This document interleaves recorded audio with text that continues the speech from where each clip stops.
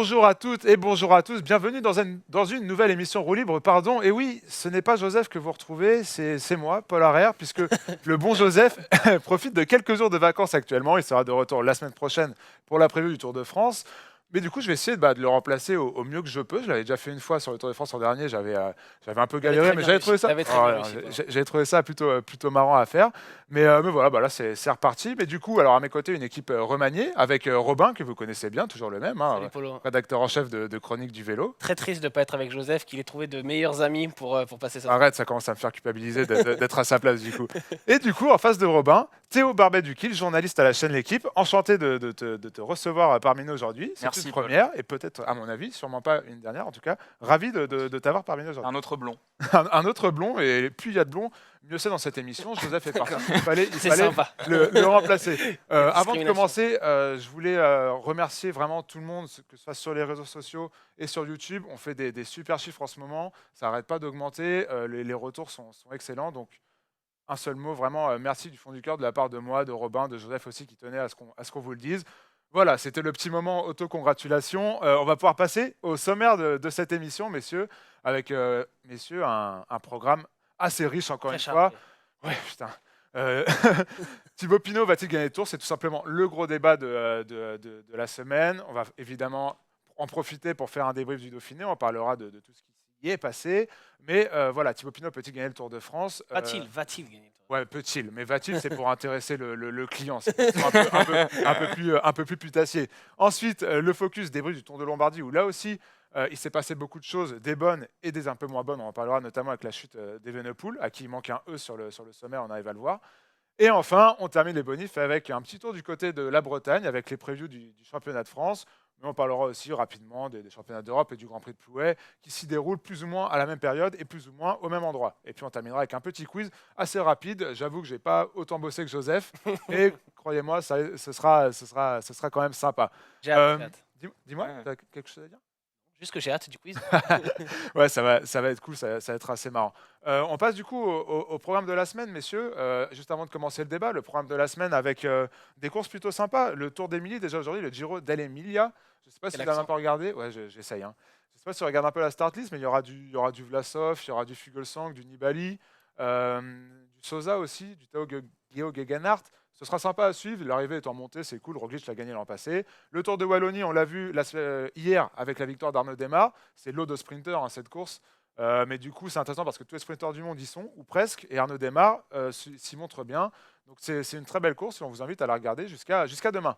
Ensuite, évidemment, le championnat de France et le Tour de Limousin qui commence ce mardi sur la chaîne L'Équipe. Un beau programme, évidemment, ce n'est rien à côté de ce qui nous attend la semaine prochaine et le Tour de France. Sur le Tour de Limousin, le retour de David Gaudu à la compétition, ce sera intéressant de voir. Il a eu des problèmes gastriques, on le sait. Et d'après ses dernières déclarations, il n'a quand même pas l'air très en forme. Ce sera quand même intéressant de voir s'il arrive à se remettre à l'endroit.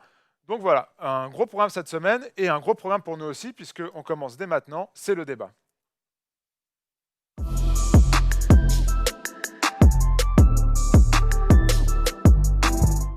Bon les gars, j'ai beaucoup parlé dans cette introduction, mais là ça va être à vous. Thibaut Pinot va-t-il gagner le Tour de France? Thibaut Pinot était sur le Dauphiné cette semaine. On va s'intéresser au Dauphiné dans un premier temps et un peu éluder ce qui s'est passé, comme ça on n'en parle plus. On a le top 10 du classement général final avec la victoire de Daniel Felipe Martinez devant du coup Thibaut Pinot, vous l'avez vu. Guillaume Martin qui accroche une très belle troisième place à l'époque Pogačar, Miguel Ángel Lopez. Si vous avez vu le Dauphiné, vous connaissez le classement. Alors messieurs, ma première question sur ce Dauphiné, c'est qu'est-ce que vous avez retenu en premier? Je vais commencer avec toi, Robin. Est-ce que c'est plutôt le podium de Guillaume Martin, la victoire de Daniel Felipe Martinez, la domination des Jumbo? C'est quoi qui t'a marqué, toi, sur ce Dauphiné? C'est surprenant, Martinez, c'est super pour Guillaume Martin, son podium, mais c'est pas ça, je pense qu'on a principalement retenu. C'était la première vraie bagarre entre les favoris du Tour, les gros favoris.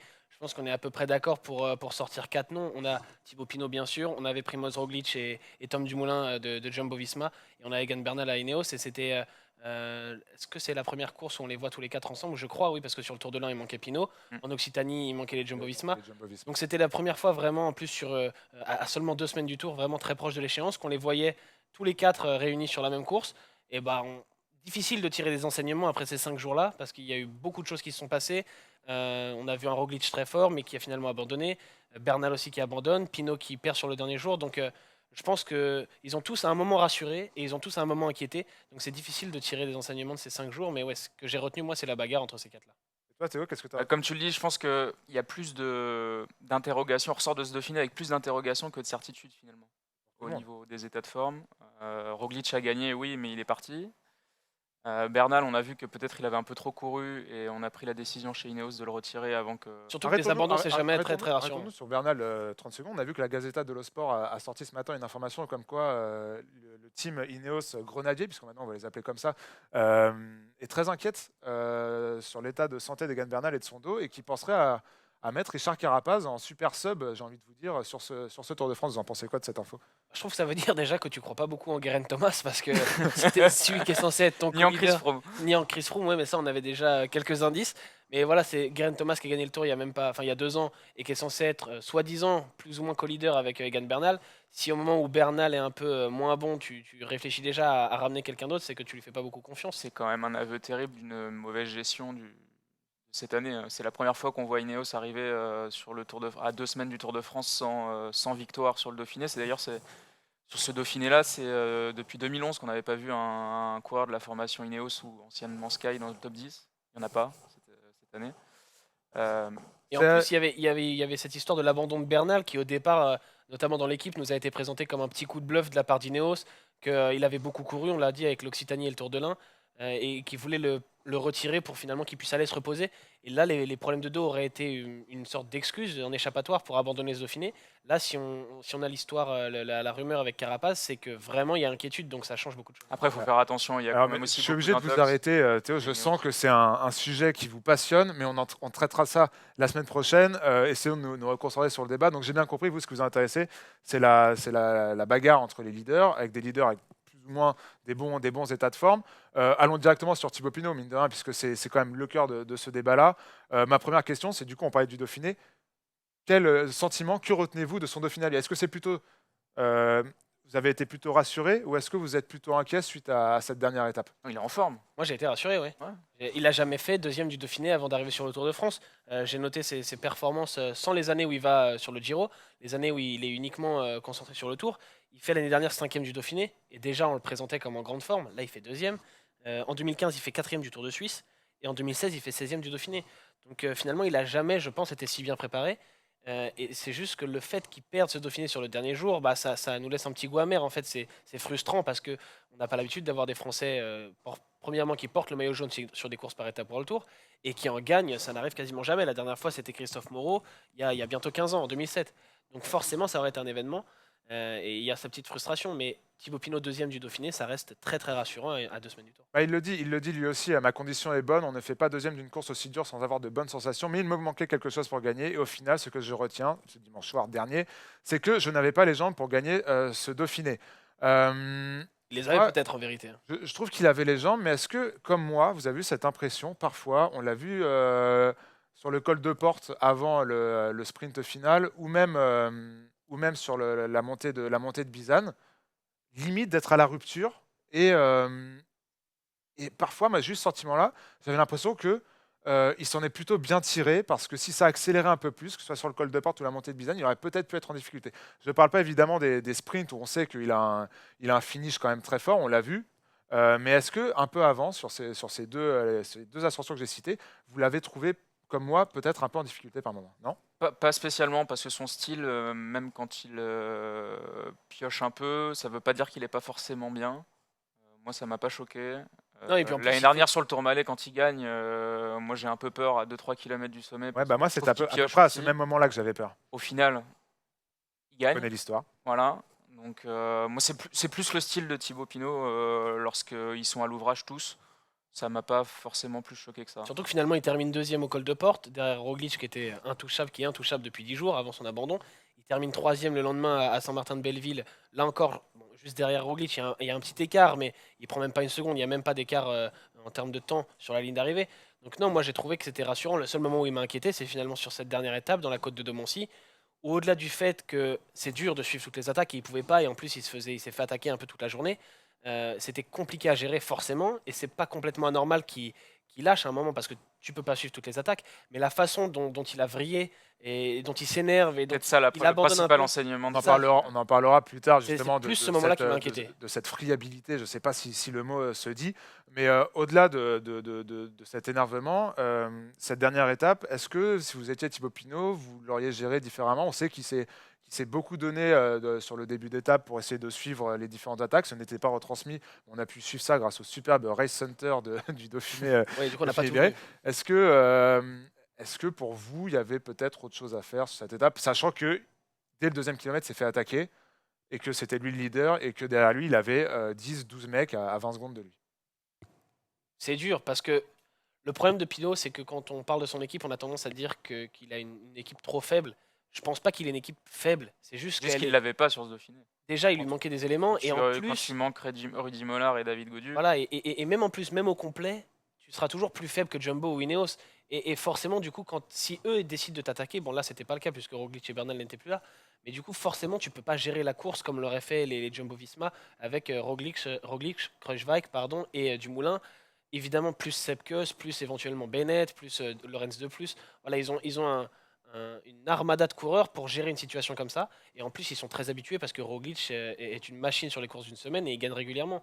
Pinot, premièrement, il se retrouve dans une situation inédite où en plus le Dauphiné, sans contre-la-montre, fait en sorte qu'au matin de la dernière étape, tu as 7 mecs en 21 secondes, j'ai noté. Je sais plus où je Moi, l'ai mis, mais j'ai dit 10-12, mais Voilà. visiblement, j'étais un peu Sept- marseillais sur les 7 coureurs en 21 secondes.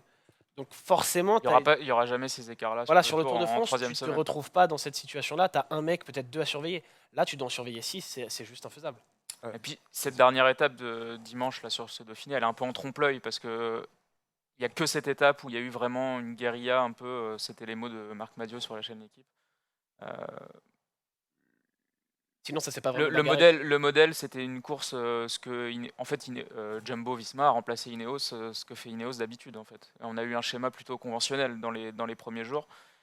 Et en effet, avec cette équipe-là, ils ne pouvaient pas faire grand-chose. Avec l'abandon de Roglic, ils ont essayé de tenter des choses avec Dumoulin en C'est sûr début que tu d'étape. te retrouves en plus avec Astana, avec Lopez qui est assez libre, avec Education First pareil, avec beaucoup de mecs qui sont isolés. Et avec qui n'ont personne pas pour une grosse contrôler la course. Voilà, et surtout, Ineos ne pouvait plus le faire et la Jumbo n'avait plus, voulait plus plus. raison de le faire. voilà, c'est ça. Donc évidemment, ça a laissé des portes ouvertes et Thibaut Et les Pinot autres a équipes morflé. étaient dans un schéma aussi de mettre le feu aux poudres et personne ne voulait contrôler. Donc forcément, quand tu es dans cette situation et qu'en plus, en tant que Groupama FDJ, tu n'es pas habitué à gérer une situation comme ça, c'est normal de paniquer un petit peu, de faire des erreurs. Mais je pense justement qu'ils ont pu apprendre de ça en se plantant peut-être un petit peu. Après, c'était aussi inhérent. Je ne sais pas si quelqu'un d'autre, peut-être que Jumbo-Visma ou Ineos aurait réussi à contrôler, mais si c'est Lopez qui est leader, je suis pas sûr que ça se passe mieux. Chez Ineos, je suis pas sûr qu'on aurait pu contrôler. Voilà, donc je veux dire que beaucoup auraient subi la situation de la même façon que l'a subi Pinot.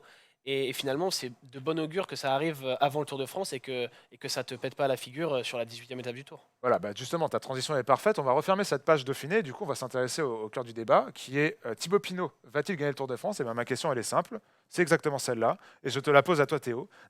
Thibaut Pinot va-t-il, pour toi, gagner le Tour de France? J'aimerais beaucoup, mais je pense que non, parce que je pense que Primoz Roglic est supérieur, le sera encore. Oui, il est tombé il y a 2 semaines, d'ici Nice.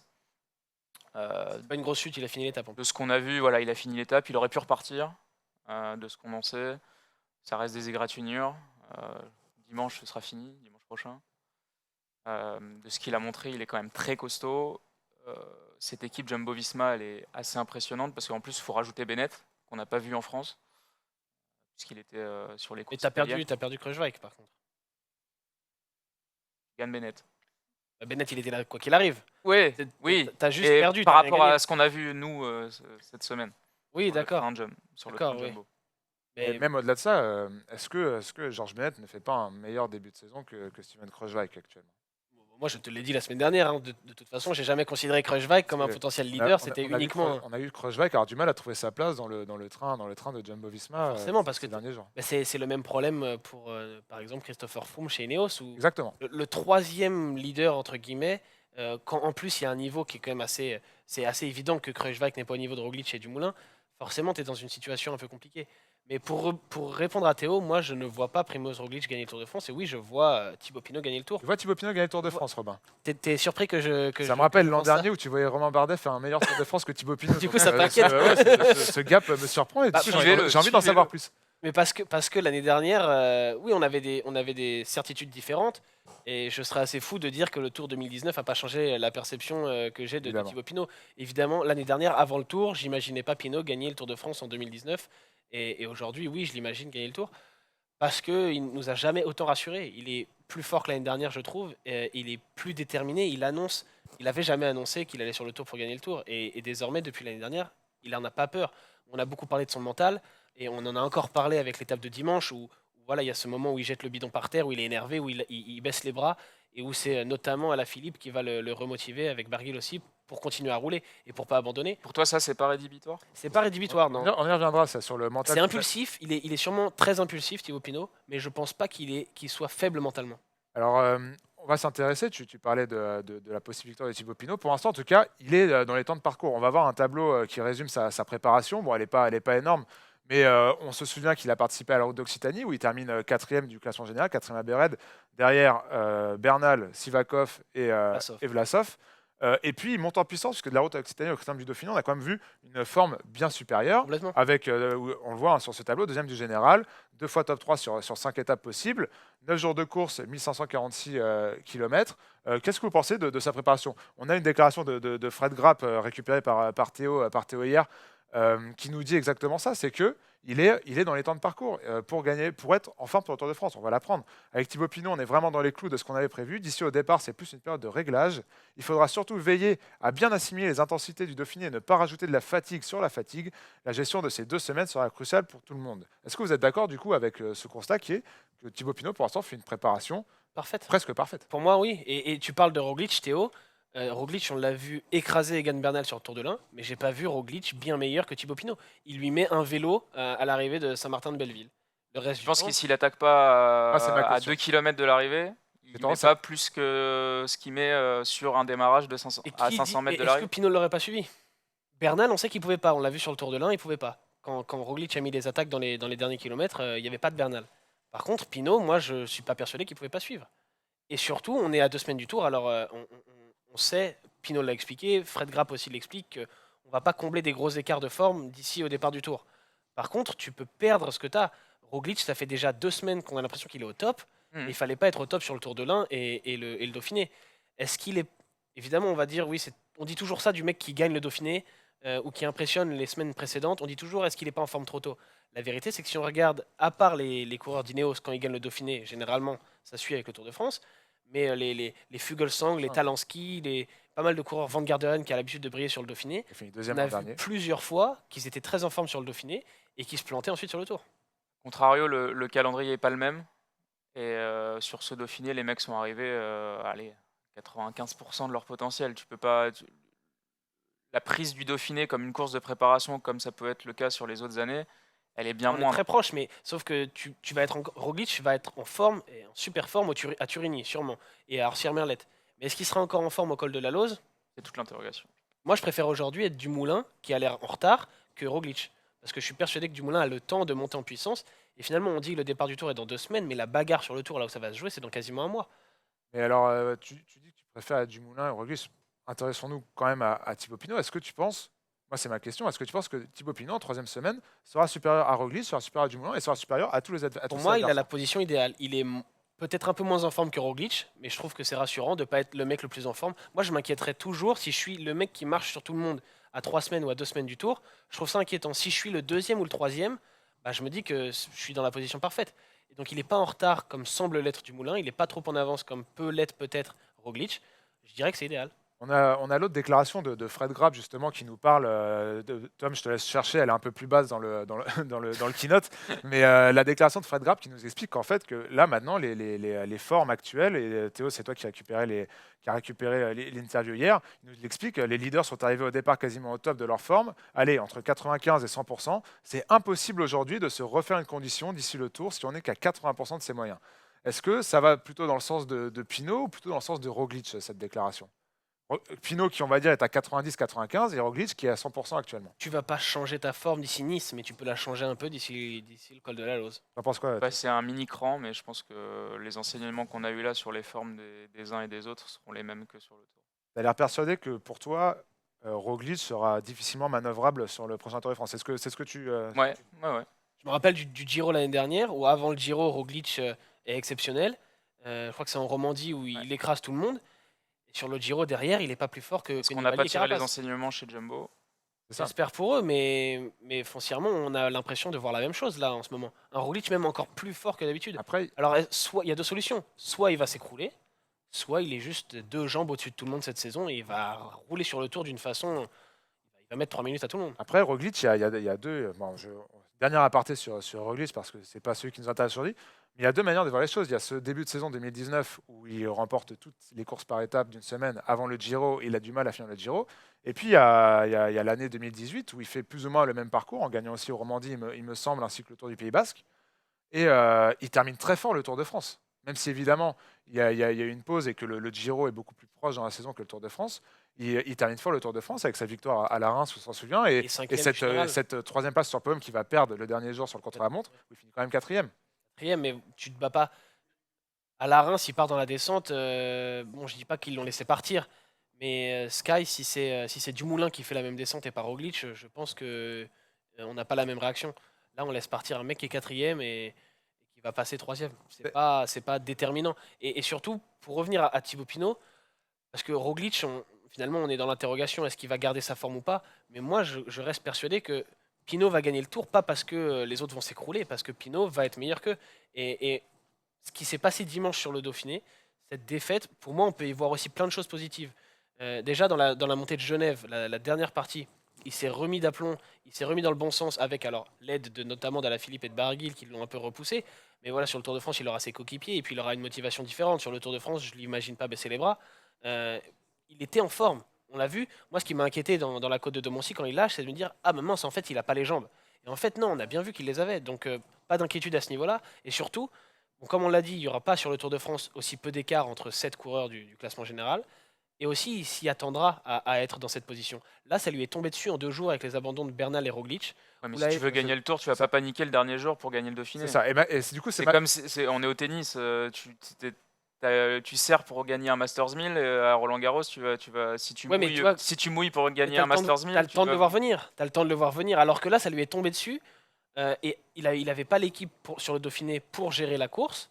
Alors évidemment, si Thibaut Pinot prend le maillot jaune au bout d'une semaine, ça va être un peu compliqué de gérer pendant 15 jours. C'était la question que je t'avais te poser. Et c'est pas bon. Comment tu gères J'espère qu'il le prend C'est le ça, plus mais- tard possible. Et du coup, ça en revient à ma question sur le mental et la pseudo-fragilité. On a un tableau, Tom, le tableau Monetam que j'appelle ça, où ça nous récapitule un peu ces dernières échéances sur les derniers grands tours, avec déjà en premier temps ce Giro 2017, où il est en place d'aller chercher un podium et qu'il le perd en faisant un contre-la-montre catastrophique à Milan le dernier jour. Il était rincé, mais ça, à la limite, on peut encore le comprendre. On connaît Thibaut Pinot et ses Il y en a faiblesses. d'autres, hein. Bardet a failli Autrement. perdre un podium sur le C'est ça. tour avec un dernier Giro, chrono. Giro 2018, Il Il n'a pas perdu. Hein. abandon à la 20e Second. étape à cause la veille de l'arrivée à cause d'une pneumopathie. Tour de France 2019, est-ce qu'on a besoin de se rappeler ce qui s'est passé? Abandon Mais sur ça, c'est pas lié blessure au moral, ça, du gauche. coup, au Et, mental, et là, pardon. et là, sur le Dauphiné, oui, mais est-ce que, justement, ma question c'est ça, est-ce que tout n'est pas lié? On le voit fragile au niveau des jambes sur la Je sais côte que ça de te fait mal de Mancy. poser cette question, Polo. Ouais. Parce que moi, sachez-le, je ne pense absolument pas que Thibaut Pinot est quelqu'un de friable ou de mentalement fragile. Mais moi, ma question est un objet de se rappeler, puisque beaucoup de gens se la sont, se l'on sait, Cela se sont les posés. poser. Beaucoup de gens se les posaient. Comment tu dis? Cela sont posés. Se la sont posés. Voilà, ça me paraissait bizarre. Et du coup, est-ce que Thibaut Pinot, que ce soit physiquement ou mentalement, est fragile? C'est ça ma question. Est-ce que les Physiquement, deux ne sont pas? Et est-ce que les deux, on a vu C'est le ça. tableau, est-ce que les deux ne sont pas liés finalement? ça. On l'a vu Physiquement, sur la côte de Domancy. On a eu, avec le tableau, on le voit très bien, 2 fois en 3e semaine du Giro, tu es soit complètement mort, soit tu tombes malade. Et sur le Tour de France, cette blessure au genou, on peut dire que physiquement, il est un petit peu fragile. Mais mentalement, je pense pas, parce que si tu es faible mentalement, tu n'annonces pas que tu vas gagner le Tour. Tu continues à faire tes histoires avec le Giro, tu vas tous les ans sur le Giro, tranquillement, tu t'embêtes pas à venir sur le Ça a Tour. longtemps été le cas de Thibaut Pinot, qui faisait fait ses 2 ans, prépas 2 uniquement années. sur le. Et il a changé Ce d'avis, revirement d'ailleurs. sur le Giro, c'était pas que uniquement mental. Il y avait À un la- moment, il s'est posé et il s'est dit, avec la domination de Chris Froome et Nairo Quintana et tout le monde qui arrive, il s'est dit, quel est le grand tour avec le plus de probabilité que je peux gagner. Ah, mais après, le C'est problème, un- c'est c'est un qu'il choix a de jamais carrière. été Tu vas dans sur la la course. Vuelta choix de dans ce carrière. cas-là. Tu vas sur la Vuelta dans ce cas-là, pas Que ce sur soit en le Giro. 2015 ou 2016, il a pas fait Oui, kiffer. mais si tu fais la Vuelta, tu fais le Giro en première partie de saison. Mais là, Prépare pas que la Vuelta. si tu veux juste gagner un grand tour, tu mises tout sur la Volta où personne n'arrive en ayant uniquement préparé ça. Je pense qu'il y avait aussi son côté où il adore l'Italie, il adore le Voilà, Giro. mais voilà. Il était attiré par cette course. C'est une combinaison de facteurs. Mais Voilà. Mais de là à malgré dire tout, qu'il est allé sur le Giro et même uniquement mentalement, quand il allait c'est sur pas le vrai. Giro, il nous parlait plus d'un podium que de gagner le Giro. Et aujourd'hui, on parle du Tour de France, qui est donc encore plus difficile en termes de concurrence, et il parle de le gagner. Pour moi, tu peux pas être faible mentalement si tu annonces ça, parce que sinon tu te mets toi-même des bâtons dans les roues. Si tu te mets une pression comme ça, et que derrière tu assumes pas, forcément tu te mets en difficulté. Mais je pense que Pinot est prêt à gagner le Tour, il a 30 ans, il a sûrement mal géré, il a sûrement pas aimé la pression pendant de longues années. Aujourd'hui, il est prêt à l'accepter. Il l'expliquait dans une interview à l'équipe l'année dernière après le Tour, qu'il se demandait s'il avait vraiment envie de gagner le Tour, d'être reconnu dans la rue par tout le monde, d'être en plus celui qui allait faire tomber le fameux record d'Hino d'il y a maintenant 35 ans. Voilà, il n'avait pas forcément envie de tout ça. Aujourd'hui, je pense qu'il en a envie. Et dans ce qu'il montre, dans le recrutement de la FDJ, de la Groupama FDJ, dans lequel il est impliqué forcément, dans le fait qu'il vise uniquement le Tour, qu'il ne s'éparpille pas, parce qu'il nous l'a déjà fait le coup d'aller faire le Giro et le Tour de France pour les sponsors. Là, il est uniquement concentré sur le Tour, il veut gagner le Tour. Pour moi, il n'est pas faible mentalement. Il est pas faible c'est- mentalement, mais il est faible physiquement. Il y a un terrain héréditaire, comme il le dit. Je sais pas si vous avez lu le portrait dans Pédale qui lui est consacré juste avant le Tour, là, où il confirme, et où l'entourage de Thibaut Pinot confirme qu'il y a une espèce d'hérédité, de faiblesse quand on puise vraiment dans les réserves. Et il faut le dire, c'est le seul, je pense, dans les grands favoris du Tour à avoir abandonné 50% de ses grands tours dans sa carrière. C'est quand même un fait. Sa blessure l'année dernière, apparemment, ce qu'il dit aussi dans ce portrait-là, c'est qu'ils ne comprennent pas d'où ça vient. Tu peux avoir tellement d'hypothèses qui viennent du psychisme, du psychologique et aussi du physique, parce qu'on ne peut pas l'écarter. Voilà, moi c'est ma principale réserve, c'est quand ça va vraiment batailler en troisième semaine et qu'il est vraiment en position d'assumer un podium, voire même beaucoup mieux, il va falloir assumer. Et s'il est dans cette position-là, justement, on va maintenant s'intéresser à son équipe. On l'a vu friable sur le Dauphiné, même s'il manquait 3 voire 4 éléments de l'équipe qu'il aura sur le Tour de France. Est-ce qu'un Thibaut Pinot, qui s'autoproclame favori, enfin, pas vraiment, mais il a envie de gagner le Tour de France en tout cas, est-ce qu'un Thibaut Pinot, avec l'équipe qu'il aura sur le Tour de France, l'équipe qui va s'afficher chez vous dans quelques instants, à la Chez manière de des questions pour un champion, est-ce qu'avec cette équipe-là, donc il y a du Gaudu, du Mollard, du Reichenbach, du Stéphane Koen, etc. pour la plaine, est-ce qu'avec cette équipe-là, Thibaut Pinot peut espérer remporter le Tour de France? Je vais commencer par toi, Théo. Tu n'as pas l'air convaincu. Non, moi je la trouve radicalement plus faible que. De toute façon, l'épouvantail, ce sera Jumbo-Visma, hein. Ineos, on peut les écarter, je pense. Ce ne seront pas eux qui mettront le tempo dans l'école, ce sera Jumbo-Visma. Et voilà, on parle du premier jour sur Nice, au Turini. Wout van Aert, je pense qu'il fera le tempo, hein. Il sera pas dans le groupe Eto, hein. C'est quand même assez impressionnant. Sur le Dauphiné, on a vu donc qu'il manquait Mollard et Gaudu. Ce qui m'a rassuré, c'est l'état de forme de Reichenbach. On l'a vu quand même très longtemps avec. Il a été vaillant dans la avec dernière Pinot, étape. Hein. qui finit 12e, je crois, de l'étape, donc ce qui est pas Pas loin. délirant. Moi, j'ai cette petite réserve physique en troisième semaine, plus couplée avec celle de l'équipe. Je pense que ça peut être un poil rédhibitoire. Ça dépend quand est-ce que tu prends le maillot jaune en fait. Si Exactement. tu peux pas assumer la course avec cette équipe-là pendant 2 semaines, ou même 10 jours. Mais si c'est 4-5 jours, disons que je pense que c'est complètement faisable, parce que quand Jumbo-Visma ils vont faire le train, ils servent à rien, Reichenbach, Gaudu, Mollard. A contrario, si Jumbo-Visma prend le maillot à Orsières-Merlet, eh ben, bon courage pour aller les chercher, hein. Non, je pense pas, parce que ça va se jouer en montagne à un moment. Alors oui, ils seront plusieurs, mais si Pinot est plus fort que Roglic en montagne ou que Dumoulin, ou peu importe qui a le maillot chez Jumbo-Visma, Faut être au plus fort col que- de la Lose, faut être- de la Lose, même si tu fais le tempo, c'est tellement raide. Même au Grand Colombier, il va y avoir des pourcentages. Le Grand Colombier, par exemple, qui est une montée que Pinot connaît très bien, il y a gagné sur le Tour de l'Ain. Voilà, alors bon, les Jumbo-Visma, j'imagine qu'ils ont fait des repérages, ils étaient aussi sur le Tour de l'Ain cette année, mais je pense que Pinot a un terrain. Il y a aussi le chrono à la planche des belles filles qui va, pour le coup, pas être vraiment sur les qualités de rouleur, mais plus sur les qualités de grimpeur, avec la montée de la planche que Pinot connaît par cœur. Je pense que on peut être à peu près persuadé que si Pinot il est là en troisième semaine, je pense qu'il fait le meilleur temps sur la montée de la planche des belles filles. Et moi je suis persuadé qu'en la connaissant aussi bien et en étant capable de s'entraîner dessus s'il veut, quand il veut, moi je pense que Pinot il a un terrain en troisième semaine surtout avec des cols qui sont pas roulants, Oui. qui sont avec de gros pourcentages et ça va monter avec des à-coups. Il a un terrain pour faire basculer le Tour de France. Après avec son équipe, comme je disais, quand Jumbo-Visma va faire le train, que t'es Mollard ou Godu dans la roue, bah, ça va pas changer grand-chose. De toute façon, il faut suivre.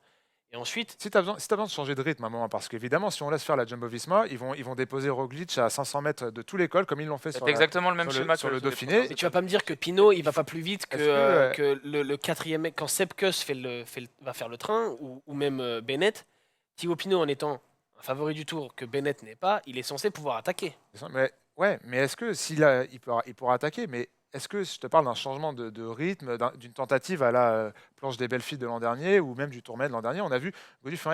Bennett, il Est-ce va que pas si on n'a tenir pas, jusqu'à ma 200 question, mètres non plus. Robin, si Godu n'est pas à son niveau de l'année dernière et si Rachenbar n'est pas à son niveau du Giro 2018, est-ce que Thibaut Pinot aura assez de latitude en montagne pour tenter des coups Moi, je au pense cas que où oui. la Jumbo-Visma prend le maillot très rapidement Moi, je pense et que semble oui. forte?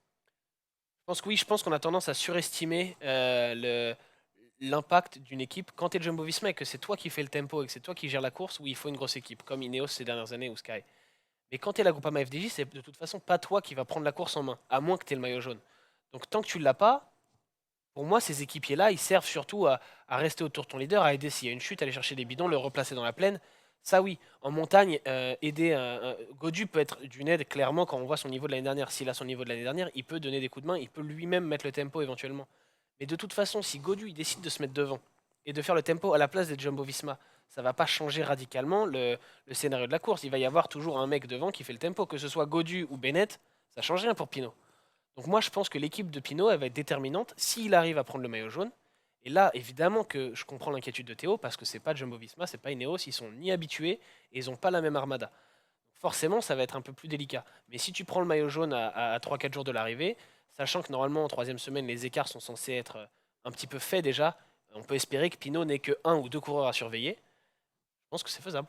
Tu es d'accord avec ça? Oui, je rejoins Romain, évidemment. Ce qui pourrait aussi sauver la Groupama FDJ, c'est que il n'y a pas uniquement que les étapes de haute montagne où on peut aller chercher des choses au classement général. Il y aura des terrains propices en moyenne montagne. On a vu pour- Pinot pour- prendre du pour temps à faire du Saint-Etienne mouvement. l'année dernière. Voilà. Et le Tour de Lombardie, par exemple. Je pense il va pouvoir tirer profit aussi des autres. C'est-à-dire que si moi j'entends beaucoup Julien Lafilippe être en retard sur sa préparation, moi je pense que Julien Lafilippe sera au moins partisan d'une très grosse course de mouvement pendant 3 semaines. Que forcément, qui dit mouvement d'Alaphilippe dit mouvement des Français, dit mouvement de course. Donc, Il va y avoir aussi C'est peut-être un tour fait pour lui, hein, quand même, il faut le rappeler. Hein. tout à fait. Et il peut y Fait pour avoir lui. une histoire, une rivalité et peut-être un statu quo entre Jumbo-Visma et Ineos, même si Théo a tout à fait raison quand il dit que Ineos n'est pas au niveau de Jumbo-Visma aujourd'hui et n'est pas au niveau des précédentes années. et puis ils seront plus. Hein. S'il ramène Carapaz, ça peut aussi encore une fois changer la donne.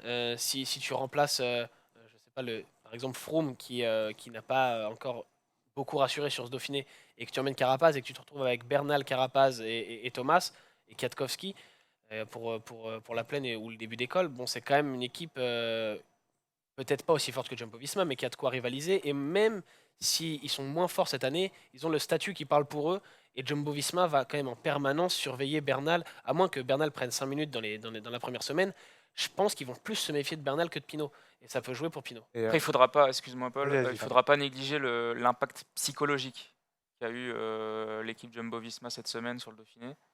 On peur. Voilà. on perd à tout le monde. Mais je suis d'accord, mais ils m'ont plus impressionné sur le Tour de l'Ain. Là, ils ont perdu un petit peu malgré tout de cette aura qu'ils pouvaient avoir avec le forfait de Kruijswijk. La chute de Roglic, on sait pas. Alors, évidemment, Derrière, t'as Kuss qui va gagner. C'est la montée en puissance de T'as Dumoulin. Dumoulin qui attaque dimanche et qui sort avec Kamna et Et- qui oui, finit mais avec 15-20 secondes sur Dumoulin, on n'a pas Pinot. découvert qu'il était fort. Non, Il savait déjà. D'ailleurs, c'est ma question, messieurs, pour terminer ce débat. On a beaucoup parlé de Thibaut Pinot. Pour vous, on a beaucoup parlé de Roglic, d'Ineos.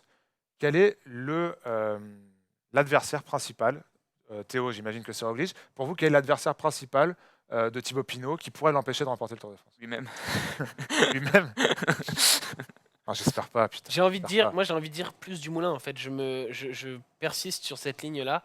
Je me méfie davantage de Dumoulin qui va monter en puissance que de Roglic qui semble déjà y être. Ou alors on se plante complètement et en fait Roglic il est toujours pas à 100% et lui aussi il va progresser. Mais alors là le tour il est plié déjà. Bourman, Landa, Quintana, ça, Landa peut-être un ce tout sera un petit tour peu. en dessous. Bourman j'y Bourman crois m'a fait pas. très bonne impression avant qu'il tombe. Moi aussi. Moi j'y crois pas trop Bourman, je crois à Landa par contre.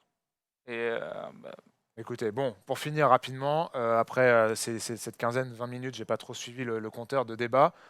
Est-ce que pour vous, Thibaut Pinot va gagner le Tour de France? Est-ce que vous avez changé de J'ai pas fusil changé d'épaule? d'avis. bon, il fera podium. Bah, il va pas gagner, du coup, ça veut dire. Je Bon, pense qu'il gagnera. bon, messieurs, c'était tout pour ce débat. Tout de suite, on va passer au focus avec le retour sur le Tour de Lombardie qui s'est déroulé le week-end dernier.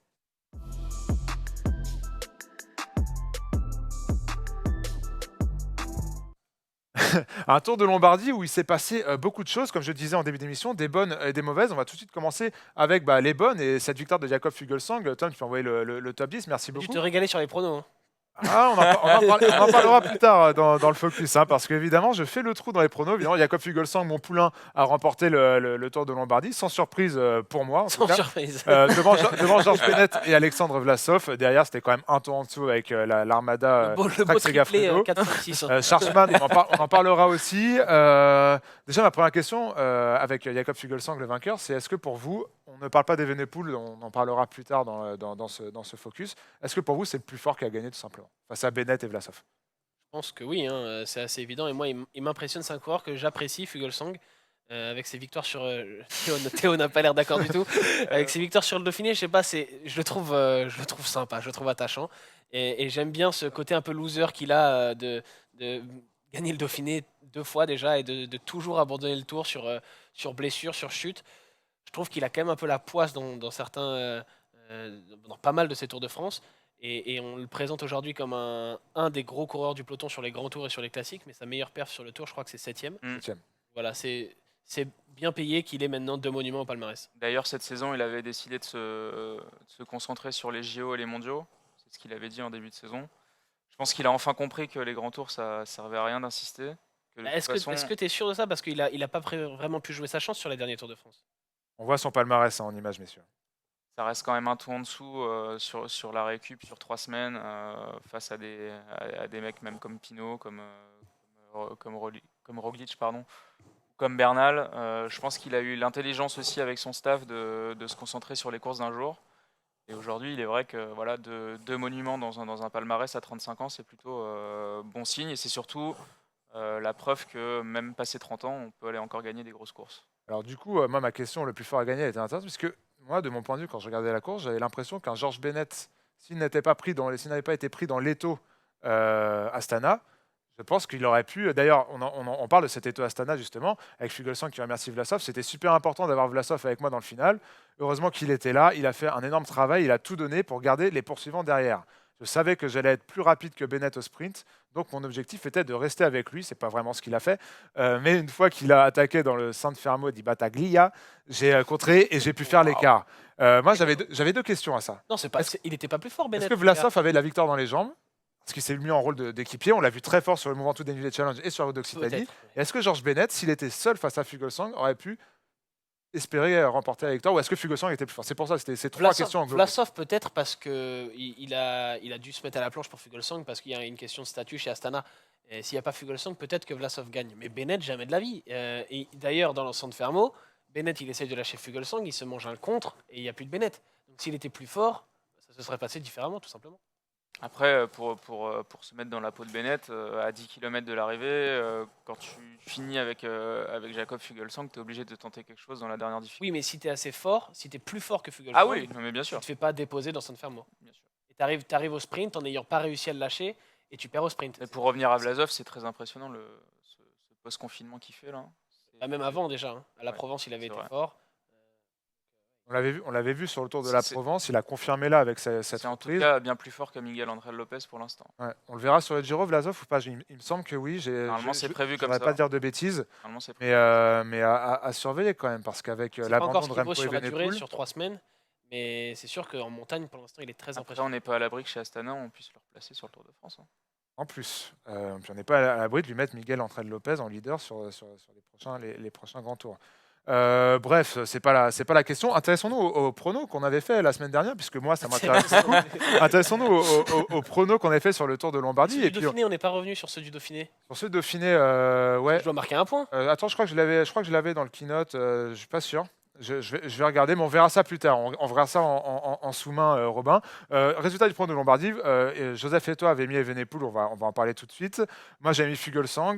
Même On a avec le classement général des pronos du coup. le ou pas classement général arrivera tout à l'heure D'accord. pendant la Du section coup, bonification. Parce que rappelle-toi, j'ai mis Pinot sur le Dauphiné et Joseph et toi, vous avez mis Bernal et Roglic. Donc le point est pour moi.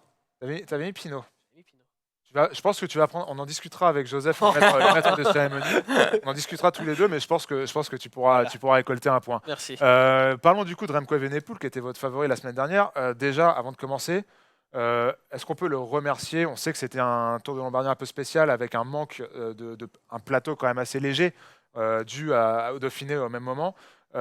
Remercions quand même Remco Evenepoel d'avoir fait sauter la course, on peut le dire, et dès 50 km, à 50 km de l'arrivée, dans le Sormano, il ne restait plus que les leaders, et ça, c'est dû uniquement en partie à l'équipe de Koenig Quick-Step, à Remco Evenepoel qui a dynamité la course. On savait un peu, on s'y attendait, on en avait parlé la semaine dernière et tu Tu avais l'avais dit quoi sur d'ailleurs. Remco Evenepoel, que s'il Non, n'attaquait c'est pas ça, dans ce qui le appartient à Sormano, il César. n'a pas attaqué dans le Sormano. Il n'a pas attaqué, mais Mais j'étais sûr qu'il allait tenter une course de mouvement de très loin de l'arrivée. voilà, et de toute façon, c'est son mode de fonctionnement. Il aime partir de loin, il a les jambes pour.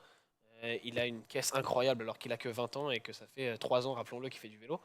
Donc encore impressionnant et malheureusement, ça finit très très mal pour lui. Mais un peu comme Fabio Jakobsen 10 jours avant lui, son Finalement, pote, c'est pas. plus de peur Voilà, que c'est plus ça. de peur que de mal parce que Ouais, sur mais le quand moment, même, hein, on va voir la déclat de Patrick Lefebvre qui nous détaille un peu les blessures de Remco Evenepoel. Plus de peur que de mal, on est d'accord, ça aurait pu être très grave. On parle quand même moi j'ai cru de fracture du bassin. on voyait pas Euh, Evenepoel, hein. Moi, ouais, j'avoue qu'on n'a pas eu d'infos. Tiens, on va prendre. Il a 3 fractures, le fémur, l'avant et l'arrière du bassin. C'est dû au fait, mais il va pas pouvoir marcher pendant 3 mois, quoi. C'est pas possible. C'est dû au fait qu'il a fait une chute de 10 mètres sur ses pieds. C'est une sorte d'explosion. Il ne peut pas marcher pendant 6 semaines. Ah bah voilà, il répond à ma question, Patrick. La saison est finie pour lui. On espère qu'il pourra aller au camp d'entraînement en décembre et travailler sur le futur. On sait aussi que là où il est tombé, il y avait des gros rochers, que sa tête est passée à moins d'1 mètre d'un énorme rocher. Alors, je vous rejoins pour dire plus de peur que de mal, mais c'est quand même un énorme coup d'arrêt pour Remco Evenepoel qui marchait sur l'eau depuis le début de saison. Ouais, c'est un coup d'arrêt, mais il a 20 ans. Vaut mieux avoir ce genre de blessure à 20 ans que de l'avoir à 27-28 ans, quand on est un peu dans les vraies forces les vraies années de force de l'âge, pardon, où peut-être on met un peu plus de temps à se remettre de ce type de blessure. Il a posté une vidéo hier sur le compte de Koenig Quick-Step où déjà il se projette sur l'année prochaine, sur revenir plus fort. Je ne sais pas si c'est des éléments de communication, mais en tout cas ça en dit long sur le mental du bonhomme. Et apparemment j'ai lu aussi dans la presse belge que ses premiers mots lorsque son DS était allé voir et allé le voir dans le ravin, c'était de dire est-ce que je pourrais toujours faire le Giro. Enfin, c'est une sorte d'adrénaline qui est incroyable pour ce gamin. Et moi, il va revenir. Il va revenir. Sûr. Et puis on aura juste à rajouter un Giro dans son palmarès, considérer qu'il l'avait, parce qu'il l'aurait peut-être roulé sur le Giro dans quelques semaines. On en avait parlé dans une précédente émission. Vu ce qu'il montrait, il était le favori numéro 1, et très loin devant tout le monde. Donc voilà, c'est une déception de ne pas le voir sur le Giro, parce que ça allait être le gros test, on allait le voir sur 3 semaines. Il allait aussi, on le sait, faire une course de mouvement. On n'allait pas avoir le même scénario, je pense, que sur le Tour de France avec Evenepoel sur le Giro. Et le Giro perd un gros prétendant, et puis surtout qui aurait rendu ce Giro très plaisant. Donc c'est forcément décevant en tant que spectateur, mais rassurant de savoir que voilà, il a juste le fémur cassé. Il est touché aussi, je crois, à un poumon, mais que ça devrait aller. Il est rentré en Belgique, il va pouvoir être soigné là-bas, et normalement en 2021 on le retrouvera. Je pense même qu'il va revenir plus fort. Ouais, je pense aussi, connaissant le tempérament, on sait qu'il n'a pas eu un début de vie, j'allais dire. Des débuts plus compliqués. Carrière sportive. Mais de carrière sportive, avec tout ce qui s'est passé dans le centre de formation à Anderlecht, etc. Mais alors, du coup, ça m'amène, moi, à une question, la question que beaucoup de gens s'est posée. Moi, j'ai mon propre avis là-dessus, mais je vais vous laisser répondre avant. Est-ce que l'organisation de la course est à remettre en cause? Est-ce que même des gens se sont demandé s'il fallait tout simplement supprimer cette descente et par de biais la montée du mur de Sormano sur le Tour de Dan Lombardie. Martin a dit sur Twitter, a mis un commentaire où il disait tous les ans cette même descente, trois petits points, pour dire que c'est toujours dangereux et forcément en plus On sait que De Plus et Backland sont tombés très, très gravement en 2017. On sait que Philippe Gilbert aussi, on parlera de sa déclat plus tard, parce que lui, pour le coup, n'est pas trop d'accord avec ça, tu peux était mettre aussi tombé. éventuellement, tu peux mettre en place quelque chose quand il y a des événements comme ça, sans renier la course et sans arrêter de passer par cette descente qui, oui, est dangereuse, mais tu peux essayer de la sécuriser. Tu peux mettre, j'en sais rien, un filet le long du muret pour ne pas pouvoir passer de l'autre côté. Tu peux mettre, j'en sais rien, bon, le filet, ça semble le plus facile, mais tu peux mettre des grands panneaux en mousse, j'en sais rien. Tu peux en tout cas imaginer quelque chose pour essayer de limiter ces accidents, parce que on ne peut pas faire le procès à une course que sur 250 km, il y a des endroits où c'est dangereux. Ce sera toujours le cas. Par contre, quand on a conscience, bah, tu peux faire en sorte d'essayer de réduire les risques. C'est la même chose, toi, Ouais, Fred totalement. Et la polémique d'ailleurs était davantage sur le comportement des officiels juste après la chute d'Evenpool, où on a vu cette voiture voilà, juste poser le vélo et repartir, et tout le monde a dit oui, on ne se préoccupe pas de la santé de Remco Evenepoel. Faut savoir aussi sur les courses qu'il y a une division un peu du travail, et chaque maillon de cette chaîne d'une course de vélo a son rôle. Et je trouve que justement les organisateurs ont très bien réagi pour éviter quelque chose qui aurait été plus grave, c'est-à-dire un suraccident, parce que si vous laissez les deux voitures des organisateurs sur le pont, quand ça descend derrière à 40 ou 50 km/h derrière, ça aurait pu faire beaucoup plus de dégâts que ça. Donc je pense que malheureusement, comme tu dis Robin, ça fait partie aussi de la course, d'avoir des moments dangereux. Et Nibali, quand il fait la descente de Sormano, c'est qu'il veut mettre en danger les favoris de ce Tour de Lombardie. Donc chacun joue avec ses forces. C'est là où j'allais aller, et on va voir d'ailleurs la déclat de Philippe Gilbert qui a réagi à ces petites polémiques. J'ai déjà couru sur plus de 1000 courses dans ma carrière, et il y en a peut-être une qui a eu lieu sans chute, malheureusement. Cela fait partie de la course. Si vous voulez un sport sûr, il vous suffit de courir sur un circuit automobile, sur des routes normales. C'est très difficile d'éliminer les risques. Philippe Gilbert, qui on le rappelle, maillot de champion du monde en 2012, qui venait de gagner, avait aussi chuté au même endroit dans ce mur de Sormano. Et c'est comment il s'appelle? C'est Cyril Guimard qui le disait sur le débrief de la chaîne L'équipe. Si on supprime les descentes, on supprime les montées. Dans ce cas-là, Après, on supprime tout. est en train de dire ça parce que Remco Ça fait partie Evenepoel de la s'en course. sort Et je suis bien. d'accord avec Théo, ça Si, fait partie de la si course. Remco Evenepoel, si ça avait été plus grave, s'il était mort, disons-le, on n'aurait peut-être pas le même discours aujourd'hui. Donc je pense quand même que tu peux pas ne rien faire. Il faut essayer c'est de sûr. sécuriser Ouais, mais cet endroit-là. malheureusement, sur le Tour, on a eu Fabio Casartelli qui est malheureusement décédé. On a eu André Kivilev sur Paris-Nice. Oui, mais pas sur des endroits qui étaient. C'était pas des endroits qui créaient le danger. C'était inhérent au fait qu'on est sur une course de vélo. C'était juste pas de chance. Parce que tu peux Comment tomber. tu situes le curseur entre Parce que là, il y a un la pont et que descente il y a un dangereuse pont et que et tu peux passer de la l'autre descente côté. où les gens ont pris trop de risques? Parce que là, il y a tout simplement. Oui, mais un pont et l'endroit, tu pour peux- le coup, l'endroit où C'est Remco pour ça que Evenepoel je, chute est c'est catastrophique. pour ça que je te dis, si tu mets juste un filet, bah tu règles le souci. Et même s'il y a un mec qui tombe, il va se faire mal, il va être retenu par le filet, il va être égratigné par les pierres du muret, mais il tombera pas de 10 mètres. En tout cas, ça peut être un vrai axe de progression je pense, pour Evenepoel dans le futur. C'est Cyril Guimard Oui, qui pendant le disait live qu'il qui n'était le pas très disait. habile sur son vélo. Il était à la rue en fait dans le groupe de favoris dans la descente. Voilà, il a foncièrement raison. C'est-à-dire que là, on voit pas beaucoup de faiblesse à Remco Evenepoel, et je pense que son habileté sur le vélo on est une. Et c'est dû au fait notamment qu'il est venu au vélo tard et que Tout à fait. voilà, il Ça a pas viendra. appris ça à 5 ans quoi. Ça devrait, Exactement. on espère pour lui que ça viendra. Un dernier mot sur Maximilian Schachmann, rapidement, messieurs. Percuté par une voiture à 1 km de l'arrivée. C'est assez ahurissant de voir ça dans une course, dans un monument, tout simplement. J'ai vu un message sur Twitter. En un mot, messieurs. Malheureusement, je me rappelle plus de qui c'était, mais qui m'a fait sourire dans cette histoire qui méritait peut-être, enfin qui faisait pas forcément sourire, mais ce message m'a fait sourire, qui disait la dame n'était pas au courant que la course était au mois d'août cette année. Elle, on lui dit tous les ans Ouais. que c'est en octobre. C'est ce qu'elle a dit. Elle a été interviewée par un journal italien. Elle disait qu'elle ne savait pas qu'il y avait une course de vélo. Après, elle a bon, tu pris, te rends elle a compte- pris tu te rends compte- 130 euros Tu te rends d'amende compte qu'il se et passe quelque chose quand même. 3 points de perdu sur son permis. J'espère bien. Enfin, je sais pas si c'est une blague ou Surtout pas. C'est que Charman, Renault qui tweetait ça. Hartmann, je crois, est clavicule cassée, Clavicule donc, pété, pas de Tour de France. le problème, c'est que s'il Mal tombe, payé, hein. voilà, s'il tombe et qu'il se fait pas grand-chose, bon, il allait pas gagner le Tour de Lombardie. Par contre, bah là, le fait que ça lui plombe le reste de sa saison. Un vrai coup dur pour Bourman d'ailleurs. C'est clair. Voilà, bah, du coup, messieurs, on a fait le tour sur ce tour de Lombardie. On va passer à nos bonifs, du coup, nos pronos, et on va s'intéresser à la Bretagne et au championnat de France.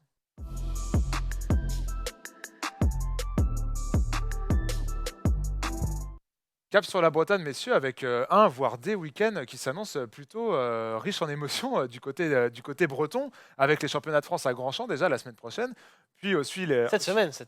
la semaine prochaine, oui, pardon, cette semaine, c'est dimanche, hein, pour rappel, pour ceux que ça intéresse. Dimanche prochain, la course en ligne homme.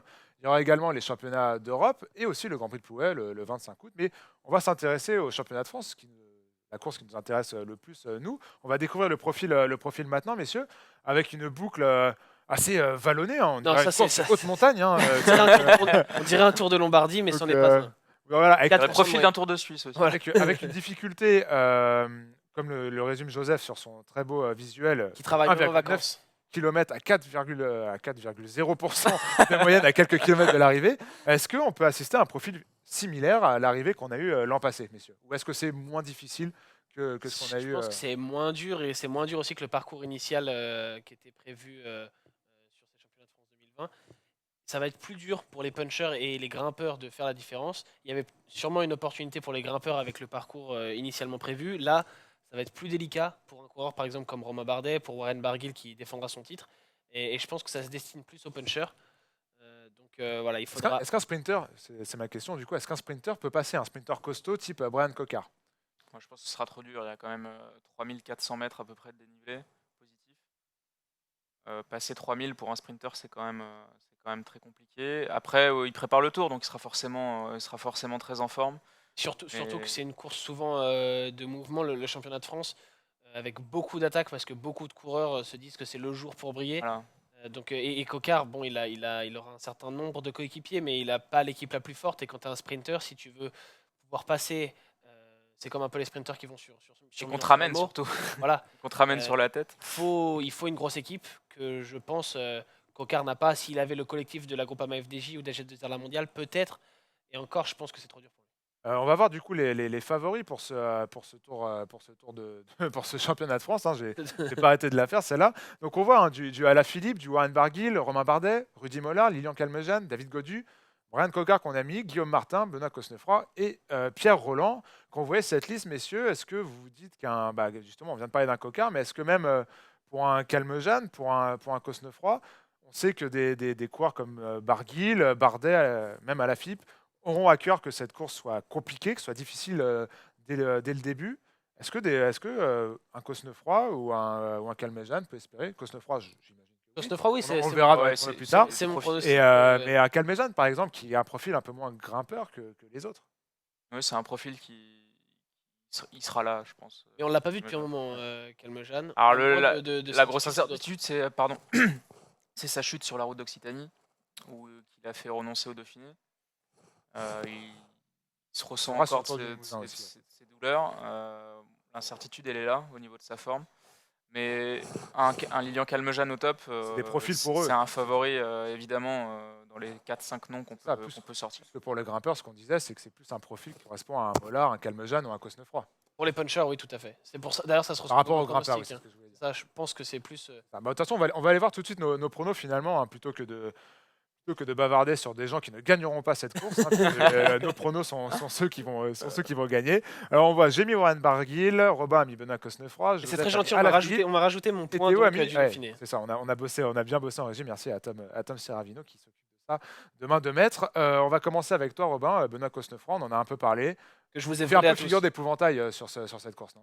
Ouais, alors, en fait, moi, je l'ai mis en pensant pas que vous vouliez tous le mettre. Oh, Et quand je me suis rendu compte que tout le monde voulait le mettre, je me suis dit d'accord, donc on le considère vraiment comme le favori numéro 1, qui pour moi est à la Philippe le favori numéro 1. Mais oui, je crois beaucoup en Cosnefroy, qui est impressionnant sur les courses, notamment les courses d'un jour depuis 1 an et demi, 2 ans, qui a gagné plusieurs fois des manches de Coupe de France, qui impressionne, qui nous a impressionné en début de saison avec Alaphilippe. Donc voilà, je crois très fort en Benoît Cosnefroy et il faut saisir une opportunité quand un parcours te correspond parce que on a l'exemple de coureurs comme Tony Galopin qui ont couru après un maillot de champion de France toute une carrière, qui étaient parmi les favoris tous les 2 ans et qui n'ont jamais réussi à lever les bras. Donc voilà. Quand le parcours est pour toi, il faut pas laisser passer. D'ailleurs, regardons Alaphilippe qui a 28 ans, 27 ou 28, j'ai un doute, et qui finalement n'est toujours pas champion de France. C'est peut-être un truc qui va finir par lui trotter dans la tête. Alors toi, du coup, Guillaume Martin, Ouais, Guillaume Martin, moi j'ai le souvenir de l'année dernière où il passe très très près, il se fait reprendre à 300-400 mètres de la ligne d'arrivée. Je trouve que c'est un coureur qui a beaucoup progressé, qui progresse tous les ans, qui sort d'un Dauphiné plutôt en impressionnant, forme. qu'on n'attendait pas à ce niveau-là. Et surtout, je trouve que sur les courses où il y a beaucoup de mouvements, les courses d'un jour ou même les petits tours de 3-4 étapes sur le plateau français, il est toujours là, même l'année dernière avec la Wanty, où on a un collectif peut-être un peu moins impressionnant. Il s'est frotté, peut-être son point faible, peut-être ce sera le punch et une éventuelle arrivée au sprint. Mais en tout cas, il sera là. Je pense qu'il a beaucoup de certitude maintenant sur sa forme et il a pris conscience qu'il avait un gros potentiel. Et je pense que si la course est dure, Pas lui que ça va déranger. voilà, je pense qu'il sera pas loin. Moi, je mets Warren Barguil. Je l'aurais pas mis si j'avais pas vu le scénario du Tour de France, du championnat de France. J'y arrivé l'an dernier. Mais bonne pointe de vitesse. Lui aussi, il est en forme. Mais il fait un bon Giro. Il fait un bon Dauphiné, pardon. Il fait top 10 du Dauphiné. Et puis de toute façon, il fallait choisir quelqu'un d'autre que vous parce que je voulais un peu me démarquer. J'ai tenté une grosse cote parce que je suis en avance sur tout le monde au classement. Et un coucou à Joseph qui se bagarre depuis un mois et qui est toujours à 0 points. Voilà, mais Joseph tente des cotes. Là, il a plus assuré son prono. On verra. Julien Philippe qui fait également, à l'image de Benoît Cosnefroy, figure d'épouvantail. Aussi. Joseph, il a mis Bernal sur le Dauphiné et Venepool sur le Tour de Lombardie. Et là, à la Philippe sur le championnat de France, il tente des gros coups. Tu me dis, c'est pas non plus. Des coups différents des nôtres. Pas Ça sur veut dire qu'à la Philippe a le- abandonné. Alors. Est-ce que Dubois, il ne va pas arriver malheur à la Philippe sur ce championnat de France? On va aller rapidement aussi. On a fini sur ce championnat de France. On va aller rapidement sur les championnats d'Europe qui se dérouleront j'ai noté, du 24 au 28 août prochain. La course en ligne, messieurs. Alors, je vous ai mis le circuit et l'équipe de France. En un mot, rapidement, messieurs, comment vous voyez la course? Est-ce que c'est plus pour un sprinter? Je pense à Nasser Boigny. Ou est-ce que c'est plus pour un puncher? Je pense à Benoît Cosnefroy. Au niveau de l'équipe de France. Au niveau de l'équipe de France. Il y aura deux leaders. Il y aura évidemment Nasser Boigny qui sera protégé par tout le collectif autour de lui avec un Thomas Bouda pour le lancer. Rappelons que Thomas Bouda est avec lui chez RKA Samsic. Donc ça veut dire que Thomas Voeckler croit beaucoup en Nasser. Cosnefroy sera électron libre. Je pense que s'il y a une course de mouvement, ce sera à lui qu'incombera et à Lilian Calmejane aussi d'accompagner les coups. Moi, je pense que ça finira quand même au sprint. Il y a un épouvantail qui s'appelle Mathieu Van Der Poel. Il y a une Qui n'a grosse pas forcément équipe, qui a pas forcément intérêt à ce que ça arrive au sprint finalement. Qui peut qui peut tellement gagner. Ce sera intéressant de s'intéresser sur le cas Mathieu Van Der Poel, qui est un peu en deçà de ce qu'on attendait de lui. Oui. On attendait tellement qu'on l'a mis sur le plateau. Là, on peut le voir à côté de toi, Théo. Mais bref, au-delà de ça, on va aller rapidement là-dessus. En tout cas, je trouve ça intéressant que Voeckler ait choisi deux options avec Cosnefroy et Boigny. Ce sera une course intéressante à suivre. Je pense plus intéressante que le Grand Prix de Plouay qui aura lieu le 25 août pendant justement ces championnats d'Europe, où la start list est quand même un peu logiquement très peu d'infos. C'est une course vraiment jolie, une course World Tour, mais cette année, elle risque quand même de pâtir terrible. C'est le jeu de toutes ces reprogrammations et du calendrier chamboulé, c'est que les courses se télescopent et que forcément, en termes de plateau, ça se ressent. On a eu déjà le cas sur le Tour de Lombardie, qui est pourtant un monument, donc forcément, sur des courses de moindre envergure, ça se ressent encore plus. Très bien, messieurs, on va passer au quiz, hein, pas de jingle. Un petit peu de pression. Un peu de pression, Théo? Tu le sens? Attention, il y a un client en face, il y a un client. Ça va se passer en trois actes. D'accord. La première sera une question simple pour savoir qui va commencer ensuite l'énumération de derrière. Ok. Et ça se terminera par un qui suis-je. Ça D'accord. vous va, les gars? Oh là là. Alors, tout de suite, on affiche la première question. Daniel Felipe Martinez a gagné le contre-la-montre des championnats de Colombie cette année, mais qui a fini deuxième? Tu le sais? Je crois. Quintana? Nairo Quintana, c'est Robin savez qui prend. Ah, fallait Bah oui, dire. fallait Ah, le pardon. C'était Pardon, de la on ne prévient pas les règles. Mais visiblement, tu ne le savais pas, Théo. Tu l'avais ou pas? Hein? Tu l'avais ou Oui, pas? je l'avais. Je te laisse démarrer l'énumération. Non, je t'en prie. Bah, écoutez, les gars, mettez-vous Non, de toute d'accord. façon, c'est celui Qui qui est titulaire dans cette J'ai émission. pris le point, mais c'est celui qui est mené qui démarre l'énumération. Ah non, On peut la jouer fais comme toujours, ça. ouais. On va laisser le Quel choix fair play. à celui qui Quel a remporté fair le point. ok, je laisse la main. Tu laisses la main? Eh ben bravo. Mon énumération, elle est simple, messieurs. Je veux que vous me donniez le top 10 du dernier championnat de France. Pas forcément dans l'ordre, c'est une énumération. Le j'aime premier pas qui trop se ça. trompe a perdu. Warren Barguil. Warren Barguil, évidemment. Guillaume Martin. Guillaume Martin, 7e. Je vous ai laissé les équipes, hein. C'est cadeau. C'est gentil. Damien Touzet. Damien Touzet, 3e. Rudy Mollard.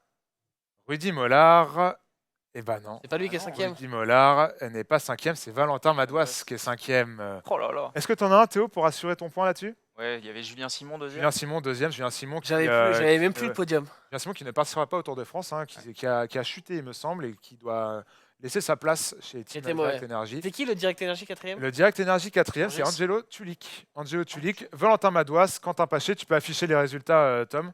Quentin Paché, grosse cote pour les championnats de France. On l'a vu très en forme sur Ouais, le mais Dauphiné. il a abandonné. Ah, j'aurais Il a pu jouer abandonné. Cyril Gauthier. Ah, j'étais Demandé, mauvais. je là. sais pas la gravité de sa chute. J'avais mal au genou, je crois. On verra. Guillaume Martin, Cyril Gauthier, Paul Ourselin et Anthony Turgis. Messieurs, c'est maintenant l'heure. On va dire qu'il y a un partout. Ah oui, c'est ça, je crois. C'est ça, hein?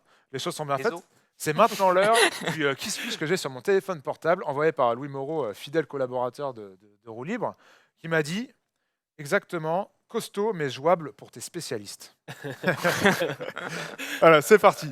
Je suis né le 16 mai 1979. On peut dire que mon profil est prometteur puisque en 1999, je décroche un titre de champion national U23, troisième place au championnat du monde dans cette catégorie aussi. Alors, un titre de champion national U23, troisième place au championnat du monde. J'essaie d'aller doucement parce qu'il y a pas mal d'infos. Cependant, ma carrière professionnelle est assez courte puisque je n'ai couru qu'entre 2000 et 2007. D'ailleurs, Miguel Martinez. palmarès. Attendez, est-ce que je suis pas allé au bout? Non, je ne crois pas que ce soit lui. Ok, j'ai le nom. Il n'est pas facile, hein. D'ailleurs, mon palmarès s'en ressent car je n'ai décroché que 4 victoires, dont principalement des courses de seconde zone, 2 Grands Prix Miguel Indurain et la Luke Cup Bull. Je ne sais pas si je la prononce bien. Nous non plus. Mes capacités de puncher pour me faire connaître du grand public en 2004 où je termine 3e de la Flèche Wallonne en haut du mur de 8. Ensuite, Génin j'y suis là, mur de 8. Attends, mais c'est un Ce Français. jour-là, On sait pas si c'est un Français. ce n'est pas un Français. C'est pas Ce jour-là, je suis battu par Davide Rebellin et Danilo Di Luca. La suite de ma carrière montrera que je me suis beaucoup inspiré d'eux. Je ne sais pas ce que ça veut dire, j'ai pas encore lu la suite, mais je pense avoir une idée. Ouais. Néanmoins, je décroche ma plus belle victoire sur le Tour de France en 2006 lors de la 3e étape. Une nouvelle fois, je retrouve un terrain que j'affectionne puisque je lève les bras au sommet du Koberg à Valkenburg. On ne parle pas de Philippe Gilbert. Je gagne d'ailleurs devant mon coéquipier Michael Rogers.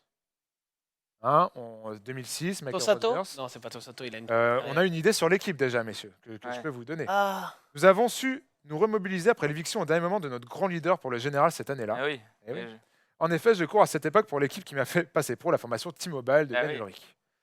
Je faisais partie d'une belle génération Gardeman? d'Allemands. Non, pas Gardeman. Je fais partie d'une belle génération d'Allemands promis à une belle carrière comme Clauden ou Patrick Sinclair. Bernard Cole. Non, pas Bernard Kohl non plus. Evitz. Non, justement, il fait partie de cette génération allemande à qui on promettait monts et merveilles. D'ailleurs, nous avions en commun Ah. des méthodes d'optimisation des performances. Mathias Kessler. Mathias Ah, Kessler. Bravo. Ça, bien joué, bien joué. c'était un quiz, un qui suis-je de champion, et on a eu une réponse de champion. Bravo à Théo qui remporte ce quiz de manière peux méritée. revenir Hein, tu as gagné le droit, t'as absolument gagné le droit de revenir dans cette émission. Oh là là, c'est pas sérieux. hein. Robin, c'est depuis la reprise, Je suis pas en forme cette autant année, Thibaut Pinot et Guillaume Martin sont en forme, autant toi, Ouais, je c'est suis un pas- peu je moyen suis pas au sur le top. quiz. Au top. Ah, Je vais essayer de me rattraper pendant le tu tour. auras peut-être l'occasion de te refaire la cerise la semaine prochaine. Alors écoutez, messieurs, la semaine prochaine, on rentre dans le vif du sujet puisque ce sera la preview XXL du Tour de France. Avec Robin, avec Joseph, on est en train de discuter de la manière dont on va vous faire ça. La seule chose que je peux vous dire, messieurs, c'est de rester connectés parce qu'on a d'énormes projets pour le Tour de France. On ne peut pas vous en dire plus pour l'instant. Mais on sera présent, on sera très présent, on a hâte. En tout cas, nous, on se retrouve la semaine prochaine pour la preview de cette grande boucle. Merci Robin Merci d'avoir à été toi, avec nous Polo. comme d'habitude. Très bien. Comment c'était, Bah, présentateur écoute, si ça t'a plu, Moi, tant mieux, je c'est le principal. me suis régalé. J'espère que ça plaira évidemment. plaira. Ça plaira aux viewers. Et merci à toi pour ta première, c'était très cool de t'avoir Merci, parmi nous. On Paul, espère de de t'avoir aussi l'invitation. pendant le Tour de France si t'es Avec dans grand le coin. plaisir. Bah, écoutez, messieurs, je vous dis à la semaine prochaine pour la preview du Tour de France. Et sur ce, passez de bonnes vacances, passez une bonne fin de journée ou une bonne fin de semaine. Profitez bien de la vie et nous, on se retrouve la semaine prochaine. À bientôt. Salut.